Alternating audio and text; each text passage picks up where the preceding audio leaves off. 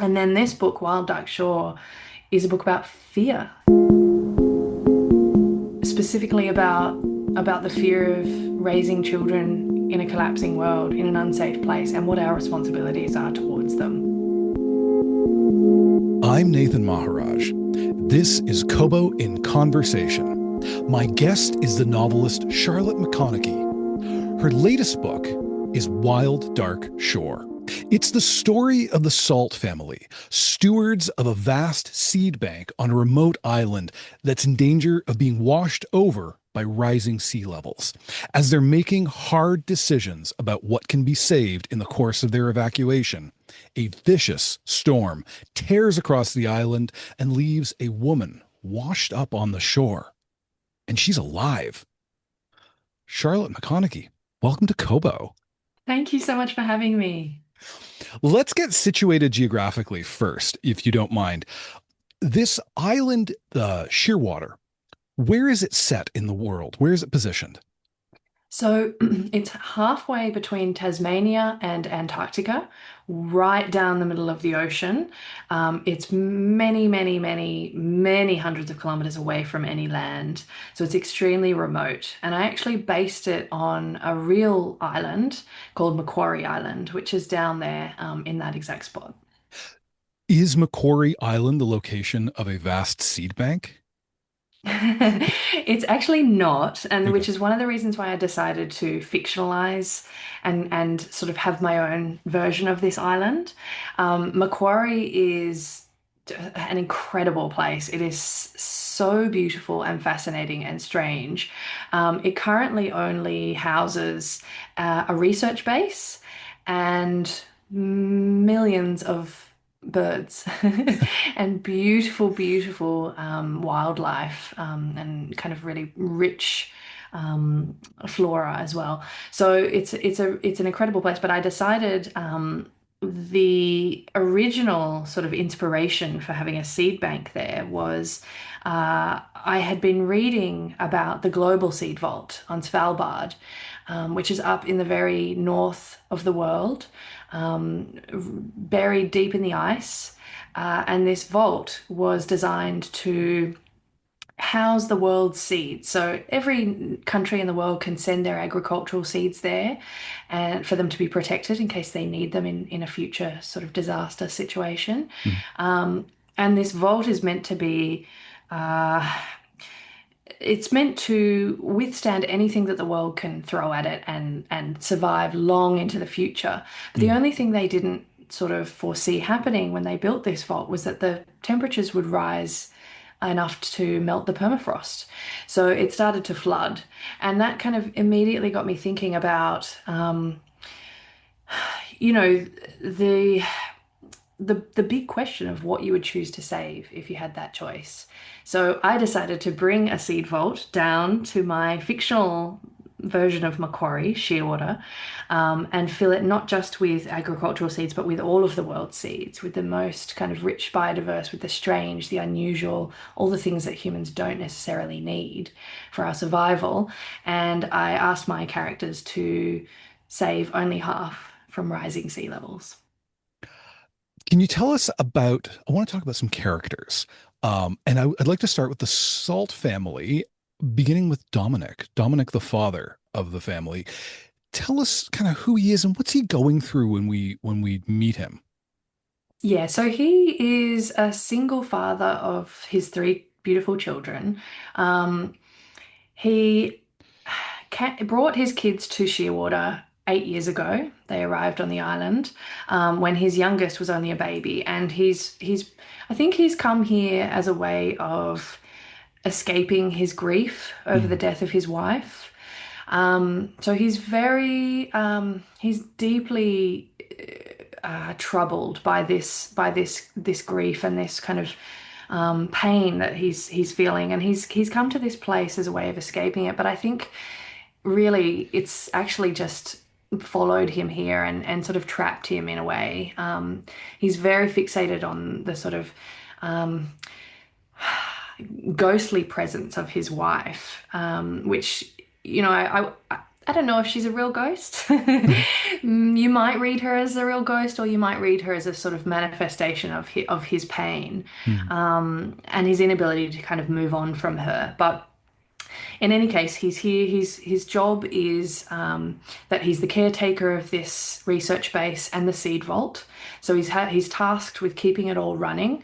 But as the story begins, we are at a kind of time of change for the family. For Dominic, he's having to pack up the seeds to evacuate the island because it's become far too dangerous. The weather events are rampant, and the sea levels have risen so much that the research base has been evacuated. They're now the last inhabitants on this island until the night of a terrible storm, as you mentioned, Yeah. washes this woman Rowan on shore. He's bearing a terrible, terrible burden. And as Mm. you say, yeah, if you're trying to escape grief over the death of your spouse, probably an isolated island with only the children you raise together might not do it. Not a great idea. Not so smart. But let's talk about these children. There's Fen, the a daughter. Raph is the eldest son, and there's Orly. Can you tell us a little bit about each of them? Sure, yeah. So Raf, the oldest, is a sort of very artistic soul. He is very talented musically, plays the violin, and he's really fascinated by whale song. So he will Mm. frequently go out in search of whale song to record with his hydrophone, and he plays his violin over the top of that to sort of create really haunting, interesting music. But he's also really struggling with the loss of his mother. He feels immense rage and isn't really able to process that in a sort of healthy way. Mm. The only means of helping him that his dad has is to sort of teach him to punch a boxing bag, which, it gets the rage out in the moment, exhausts it, but I don't think it's really helping him to actually get to the source of his pain. And then there's Fen, who is 17, and she's a real wild creature, I think. I kind of based her on this Selkie mythology that I loved when I was growing up. So she's kind of she's like the seals that she really loves. So she's left the lighthouse. She lives now on the beach among the seals.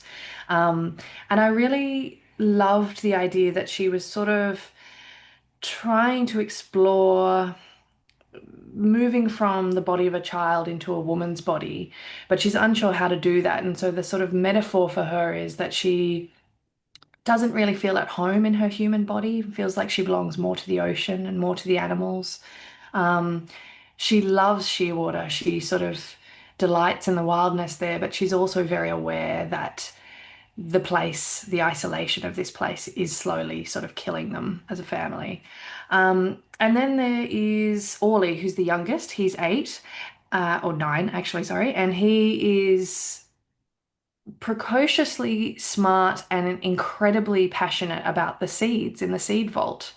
So his chapters in the novel are the stories of seeds and their life cycles, and he sort of tells these stories to Rowan as a way of drawing her into the family because I think he recognizes straight away that she's meant to be there with them. She's one of them. He can kind of he feels an immediate sense of love for her and Mm. and and wants her to be part of this family, much to her uh, dislike. Orly is so interesting. His chapters from the get-go, he's like a little Stephen Jay Gould. The way he's the enthusiastic naturalist who can't wait to tell you. He's it's like he's got a sense of the reader. And yeah, Rowan shows up and it's just the audience he needed for this empty Yeah. vessel. Yeah, she's a captive audience while she can't get out of bed.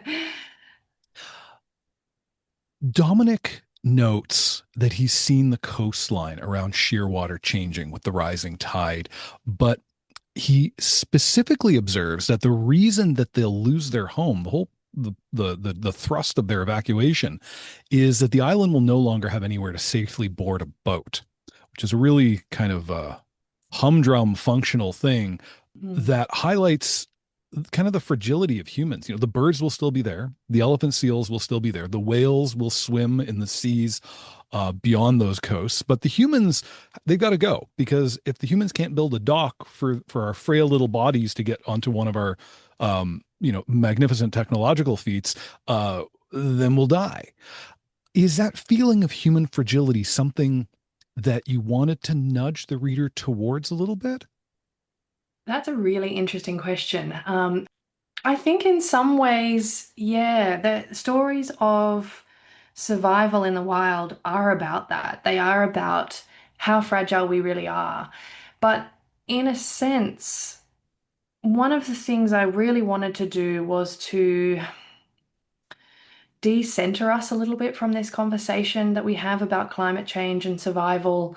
Um, I think we are very used to putting ourselves in the middle of all of these conversations and all of these experiences. And we Mm, quite frequently forget to talk about the importance of the other living creatures on this planet, mm, the other living things. So, one of the things I wanted to do with the seed vault and with the wild creatures um, was to kind of bring them to the foreground of this conversation, particularly with, uh, the ethical quandary of whether or not to save the seeds that we need to survive or to save the strange things that we don't need. Because it's kind of, I think it's sort of highlighting that idea that uh, that sort of, I guess, dominant selfishness that we have as a species is sort of what's got us into this mess in the first place. And that yeah. the only way out of this mess is together, understanding that biodiversity is key.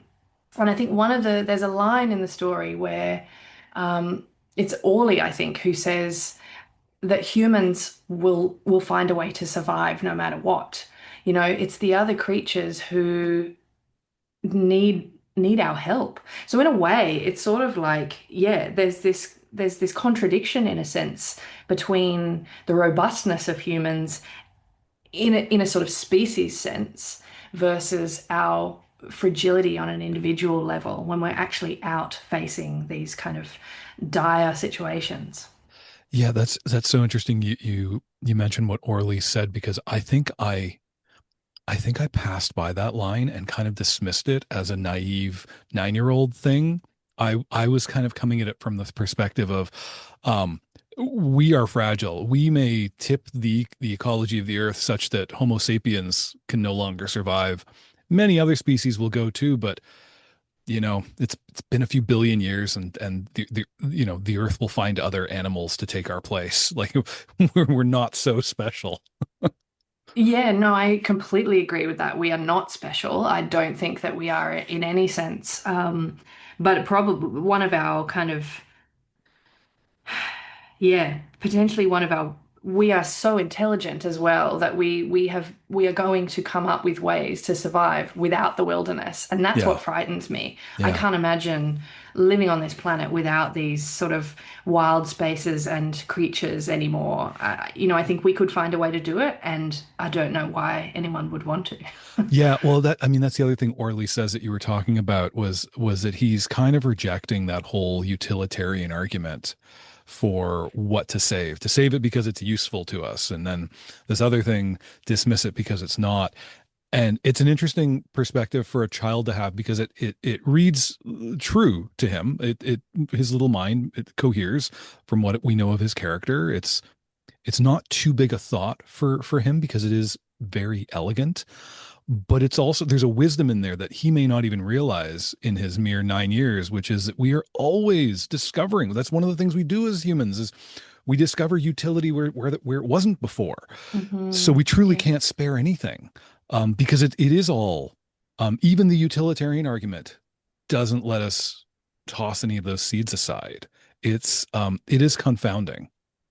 Hmm. But let's talk about Rowan, the woman who washes ashore. I felt like in a lot of ways she's probably the reader's proxy. We wash ashore with her, Yes. and we've got to figure out. with her, rising tides are one thing, but rising tides didn't wreck the comm system, Hmm. and rising tides didn't chase all the scientists away. It doesn't explain why it's just this one sad family left on the island. And that's kind of the mystery that Rowan has to set about figuring out. But before we peck at the mystery, and we're going to do it delicately because we're mindful of spoiling anything. Tell me about Rowan, this mysterious woman who lands on the beach. Yeah, so she is a real mystery to this family. They cannot really conceive of how she got there or why she's there because it's not somewhere that you just sort of pass by. Um, she she's someone I think, they're a family in crisis and she is in a crisis of her own of some sorts because she's come from having lost her beautiful home that she spent her entire life kind of building with her own two hands. She's lost Yeah, it to a bushfire, which is something that so many of us are now facing. And so she's grappling with that profound loss of her home. And she's also an eco-pessimist. mm, So she really does sort of believe that the worst is coming for them. She even tells Orly quite openly that she thinks that all people will either burn or drown or starve. So she's got this really kind of um yeah, very kind of dark hopeless view of the world. And when she arrives here, she's on a mission. Um I won't give away what it is just because it's sort of a little bit of a turning point in the story when we realize. Um, but she's bringing a lot of sort of difficult baggage with her, and she's certainly not in any space to want to connect with this family, yeah, particularly with the children. So yeah, she's also a woman who she's childless by choice, and this is she's made this decision. It's a complex decision. She's predominantly made the decision, I think, because of a sense of conscientiousness for the kind of environmental disaster we're facing, the cost of children upon the world and the cost of the world upon children. yeah. She just has decided that she does not want to have kids that she may not be able to keep safe. Um, and I wanted to sort of, there's many, many reasons why women choose not to have children. I wanted to slightly demystify the stigma or the stereotype around that. Um, I think there are very sexist stereotypes about women who choose not to have children, and most of the time it's because they're unfeeling or they're obsessed with their careers, and it's just such a sort of small-minded way to look at this issue. Mhm. So Rowan, I sort of wanted to show her as while she is very closed off, she's made this decision out of a sense of responsibility. It's also a little bit tied up in fear for her, fear of loss. Um, but ultimately, she has an enormous capacity for love and connection. And we see that in the way that she sort of slowly gives in to this bond with these beautiful children and this man and this family and this island. She really sort of she allows herself to transform for love of them. Yeah, her decision not to have children is interesting given the ample evidence we have of her ability to provide and to care. I mean, like you say, she built a dang house. Like Mm, the kids would be cared for, they would be looked after, yeah, which really just dials up the tragedy of her pessimism yeah, because it's not for lack of it's not her heart. It's not a paucity of feeling that keeps her from it. It is exactly as you introduced her. She's an eco pessimist. She just doesn't mm, see a way out. yeah, that's right. And the scary, well, not scary. I think the sad thing is that a lot of people now are making the same decisions or grappling with these decisions. And it's in a way, it's a really selfless decision actually to not bring more people onto this planet. Um, even though it is a sacrifice often for people in their personal lives. So it's, it's to their credit. She is in a peculiar situation because though she's an adult, Rowan doesn't slide naturally into a position of authority, certainly not in the business of the island. It's just like there's so much work to be done constantly. There's duties, there's responsibilities, like the chore wheel for this island. There's just a lot of knowledge, things you got to know how to do. So when she's she spends time with Orly, and I love their scenes because she's the grown up, but she's pretty dependent on Orly for like, what are we supposed to be doing right now? And how do we do it? And what's safe? And are you allowed to do this? Am I allowed to do this? I wondered how you crafted that relationship. Have you been in a position of like being led by a child, or was that just a fun thing to play with? Um, a little bit. If I think about it, so Orly was a little bit based on I mean, he's a sort of amalgamation of a lot of the kids I know, but um, probably more so of my little brother, who's I think he's Hmm. like 15 years younger than me, so he's a lot younger than me. And so, and I didn't grow up in the same house as him, but I would go and visit him on his in his home, which is on a farm near the bush, near the beach. And yeah, there was definitely moments where he and our sister would sort of they were much younger than me, but they would take me for walks and tell me where to go. And I think it's just if the children are part of this world and they know this world, it would be total arrogance for an adult to come to step into it and think that they know better. When, Rowan knows nothing about this island. It is completely foreign to her. And it would be, I think, I don't know, I would have really disliked her. I think if she'd trounced in there and decided that she knew better than these kids, who this is their home. They know it like the back of their hand. And one of the lovely things that I sort of enjoyed writing about this book was their sense of independence and skill in this place. In a lot of ways, they're more mature and grown up than most of the kids we would know growing Mhm. up in a normal sort of environment. In other ways, probably emotionally, socially, they're far less so. But in terms of survival, knowing how to keep a place running, they're really very clever. They have not to diminish it at all, but they have an animal intelligence Mm. um, that I think a lot of us are just come up short on. Where if I had to even just live in my backyard, Yeah. which I can see through a window from where I'm recording this, I'd be in trouble. Summer's only going to Yeah. last so long, and winter in Canada doesn't leave survivors No. if it can help it. But these kids know, and they know on that animal level. Yeah, that's really interesting. What they don't know is they don't have a lot of experience of human Mm. cruelty. Um, and all of their relationships seem to have meant something. Like everyone that's ever been in their life really was in their life. And Yeah, they don't have a sense of like tenuous connection. that's very true. Yeah. Yeah, and you're right. They're not, and I think probably because of that, they're very trusting, in Mm, a way that perhaps, normal kids learn not to be because they're surrounded by strangers. Whereas this family, yeah, you're right. Everyone they know is an intimate relationship in their life. mm, And it's probably partly why they sort of embrace Rowan so openly because she's a stranger, but they've got no sort of sense of fear of her. The Dominic does. yeah. He's very suspicious but he's got other reasons to be suspicious of her and to be concerned about his children's safety. But they sort of they are emotionally very open and vulnerable to her. They sort of embrace her and bring her in, which yeah, it was a really nice thing to write. They're almost like, I mean, we get these scenes with elephant seals on the beach, with birds, and there is that coexistence. The animals don't know to be afraid of people. That's right. Um, and the kids are very much like that. That's only occurring to me now as you describe that there is this parallel that's just sitting there in plain sight.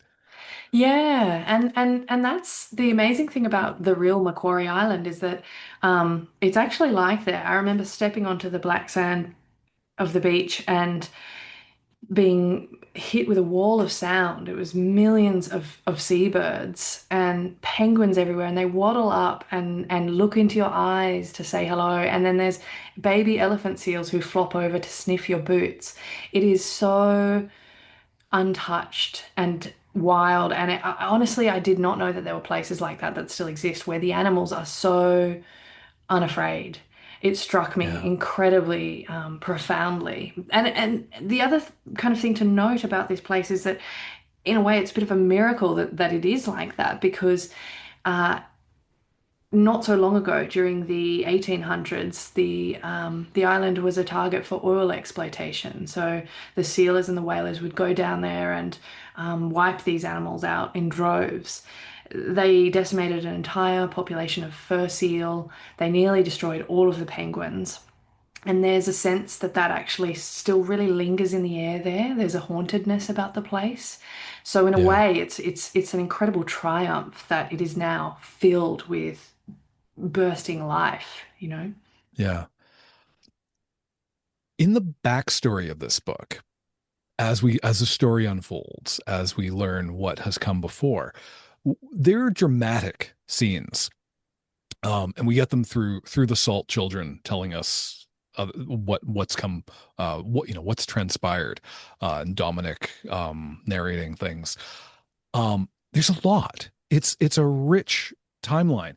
I wonder how you decided to begin the story where you did with Rowan on the beach rather than earlier. Hmm. I mean, I grappled originally with who would be on the island, and there was one version where there were some researchers still there. There was a version where I had three families living in the lighthouse. Very different. Uh, but I kept coming back to this sense that it was becoming noisy, and in fact, I wanted the book needed to feel quiet. It's it's Mm, a it's a really sort of silent space, almost suffocatingly silent. And it's one of the things that Rowan kind of enters into. It's eerie in its quietness and its solitude and its lack of people. You know, why is it just this man and his three children still here? It doesn't sort of make sense to her. So it was about creating a sense of atmosphere and then leading you into a mystery. So then I sort of mm, needed to figure out, okay, well, if this is if this story is a mystery, what's happened here? You know, what's gone on to cause them to be alone, to cause the communication system to be sabotaged. You know, it's there's something really weird that's happened here. So I needed to have all of that in the past in order for her to be unraveling, untangling something, for there to be something to kind of carry the reader forward, to keep them wanting to sort of know more, the reveals of information all the time.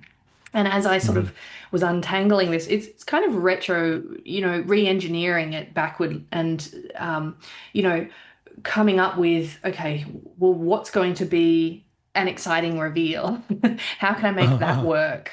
Um, so in a way, I always knew this was the front story, and then it was about figuring out what the backstory was. Yeah, that's fascinating. Um, as you say, there's a mystery. There are things to be revealed. I'm not going to spoil anything. We are going to steer around those reveals. Um, so I will ask, and you've touched on this a little bit, but I'll ask in terms of genre and craft broadly. Are you the type of writer who delights in building kind of a machine made out of plot? Um, and positioning characters, so this one knows this but this one can't see that, but they will once they move into this position. Like, is that delightful to you, or is that a chore that you have to take care of in order to spend time with your characters and develop their voices? Like, where's the exciting part for you?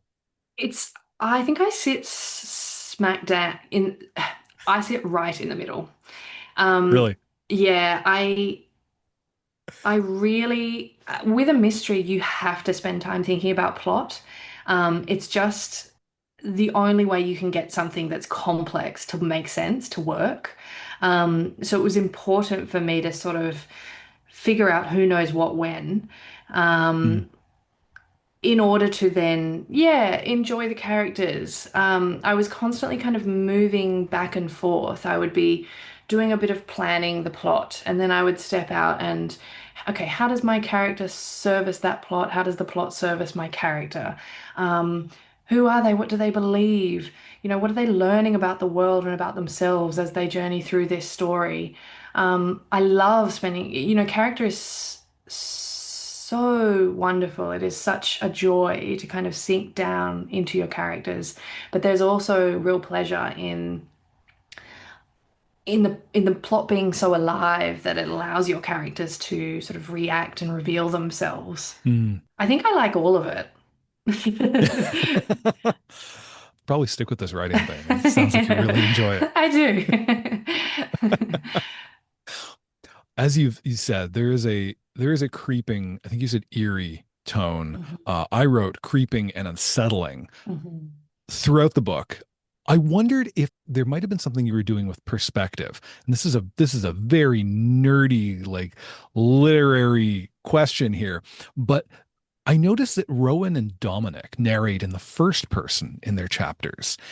And when we're with Raph and Fen, we get the third person, or at least something else. Like I said, he's like a Stephen Jay Gould. It's like, is it the second person? Is it Yeah. first person? It's Orly's all over the place, and I love him for that. But the older kids they're at a remove, and I wonder how you arrived at that. Just did that surprise you when it locked into place?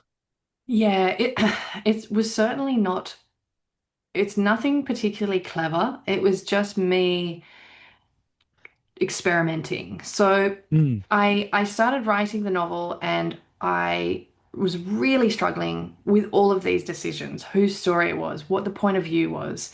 I wrote 25,000 words 4 times and deleted them 4 times, oh my God. each with a different kind of perspective. Yeah, so I did one draft that was all Rowan's first person.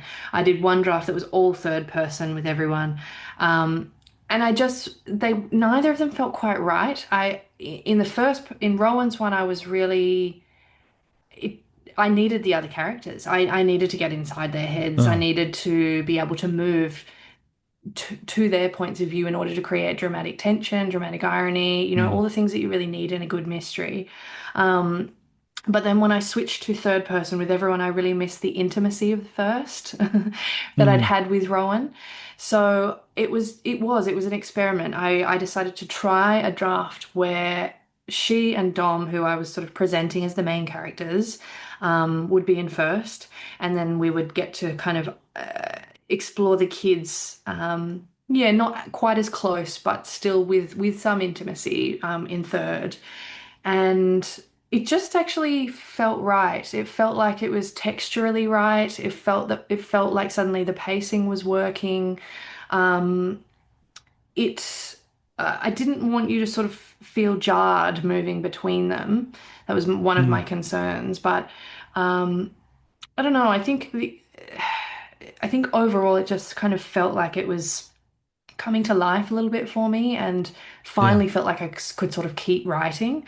And really, it's just that feeling, that instinctive feeling that's the only thing you can kind of go off when you're writing a book because there are a million choices you could make. I could have chosen to write it in any point of view from any, um, you know, characters, but when it feels right, it's sort of, you have to go with it.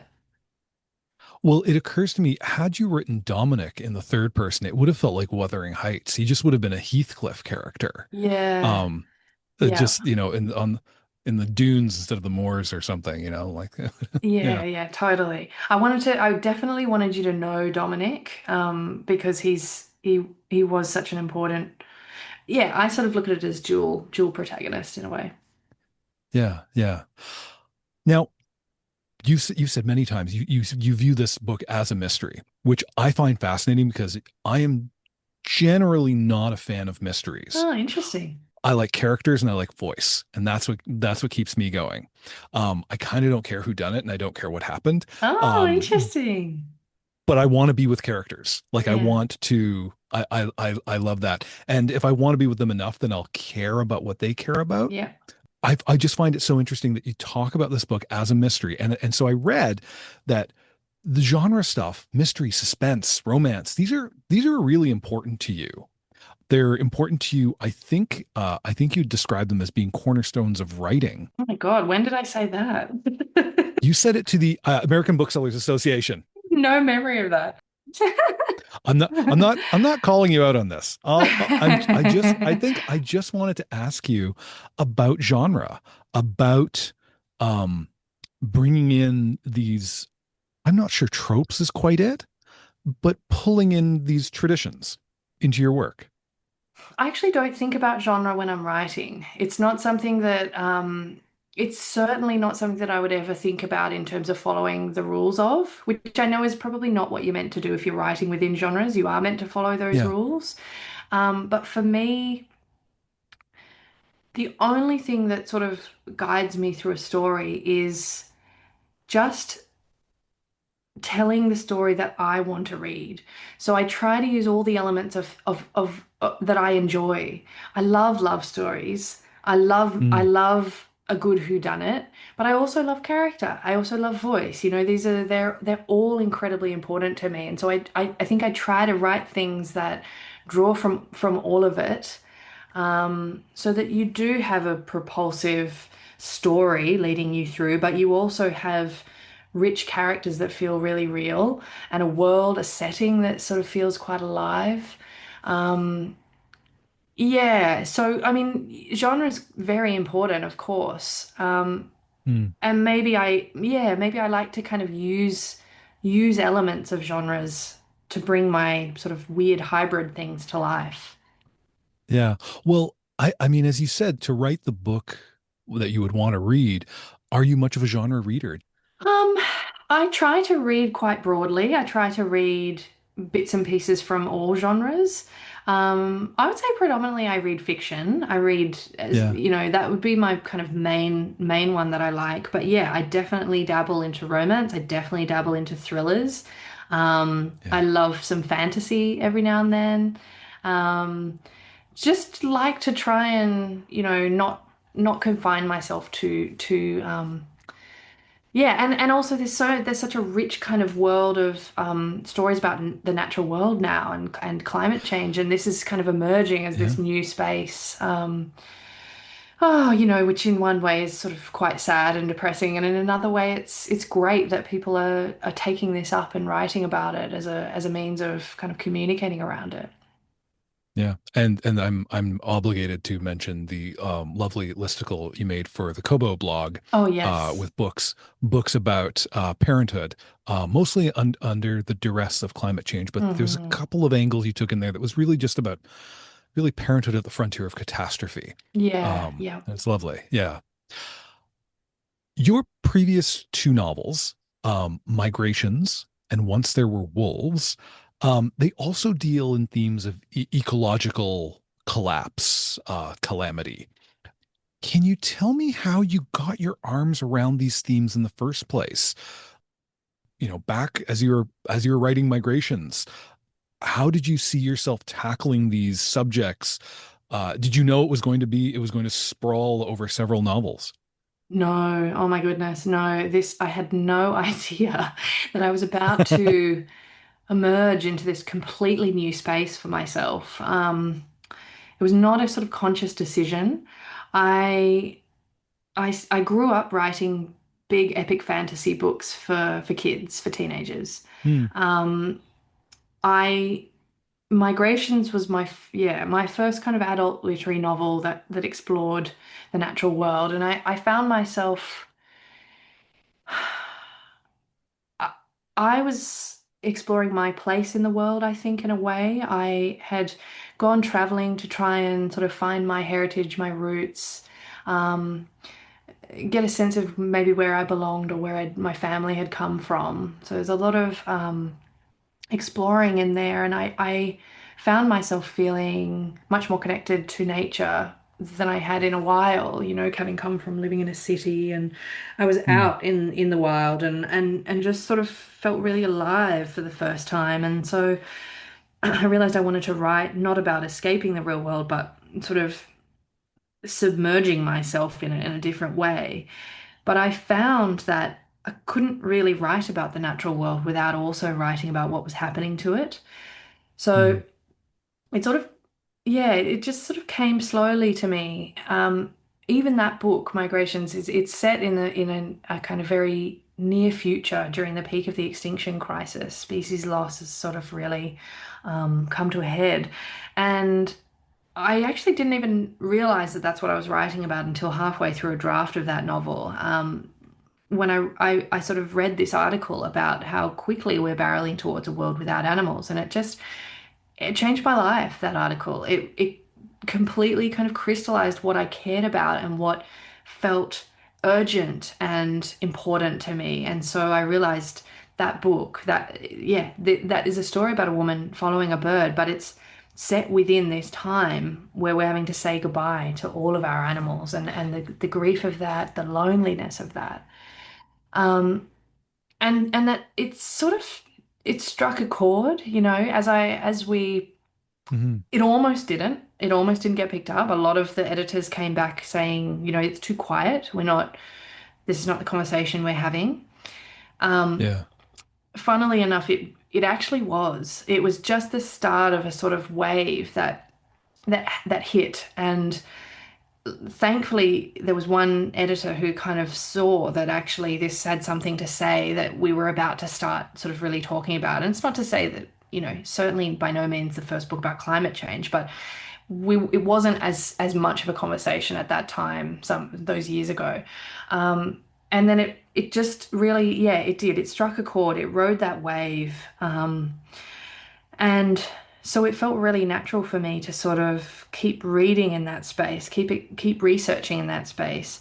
Wolves, Once There Were Wolves came out in a really organic way again with me Mm. reading about things and figuring out what I cared about, what was a story that I felt passionate about saying, about telling.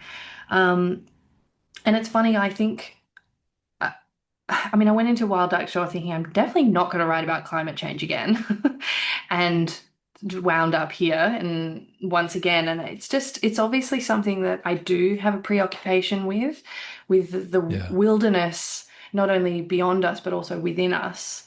And I think that I've sort of each of the three novels, you can kind of look at them as a trilogy in a way, a thematic trilogy. They all look at climate change and the natural world and our connection to it, but they do so through slightly different lenses, emotional lenses. The first one, Migrations, as I mentioned, it's about sadness, and loss. Once There Were Wolves is rage. It is such a Mm. furious book. It is my sort of fury with the way humans are treating each other and wild creatures in the natural world and what we're sort of doing, the harm that we're causing. And then this book, Wild Duck Shore, is a book about fear. It's a specifically Mm. about the fear of raising children in a collapsing world, in an unsafe place, and what our responsibilities are towards them. How do we teach them about what's happening to this world? How do we teach them about love in the face of loss? There's so many kind of big questions that I think people are grappling with now as we raise our children. It's a very different kind of future that they will look forward to than we are, and we're Hmm. going to have to teach them to be much braver than we've ever had to be. It does occur to me that Migrations came out in 2020 and was a book that 2020 was a great year for books, great year for reading. It was a bad year in a whole bunch of ways. Um, but with us, with a planet of humans scared about what a virus might do to us because we did not have Mm, vaccines in 2020. mhm. There was a lot of reading going on, and I think about Migrations launching you in this direction, as you found a readership that was attuned to the concerns of that book. I wonder, since you say Wild Dark Shore, you didn't set out to, you thought you were done, with ecological calamity as a theme, but you found yourself there again. Do you think that, like, are you kind of at peace with, like, that's going to just show up? That's going to be just kind of part of how you explore stories now? I think so. I think so. It, I may not foreground it to the same extent, or I may. I'm not sure. I'm sort of Hmm. working that out now. the next book I think is going to look at certainly our sort of changing relationship with the natural world over time. But it's also an epic love story. So I will always have, I may also always kind of set my stories in some sort of natural space or with some connection to that sort of wildness. But perhaps it will be, yeah, there will be less sort of changing focus, I suppose, and changing weight of that. I am at peace, I think, with it. I think Yeah. it's a space that I feel passionate about. So I think we should be writing about what we feel passionately about. You know, we've sort of got a responsibility to ourselves to do that and to our stories. And if that changes, then that will be great too. You know, like wherever Yeah. people change over the course. I'm hoping I have many, many, many more years of writing ahead of me. And yeah, you know, hopefully the world will not sort of descend into horror any more than it already is. And hopefully I will, yeah, find kind of interesting things to explore throughout my career. Yeah. But for now, this is, yeah, this is the space I'm in. I'm very happy to find you in that space. Charlotte, thank you for joining us. Thank you. Thank you so much for having me. I have been speaking with Charlotte McConaghy, author of Wild Dark Shore. Find all of her books at Kobo and Conversations home on the web, kobo.com/conversation. There's a link in the show notes. Follow the show in your podcast player to catch every episode. And if you enjoyed this one, tell somebody who's as rare and precious to you as every seed in a seed vault. Kobo and Conversation is produced and hosted this time by just me, Nathan Maharaj. Thank you for listening.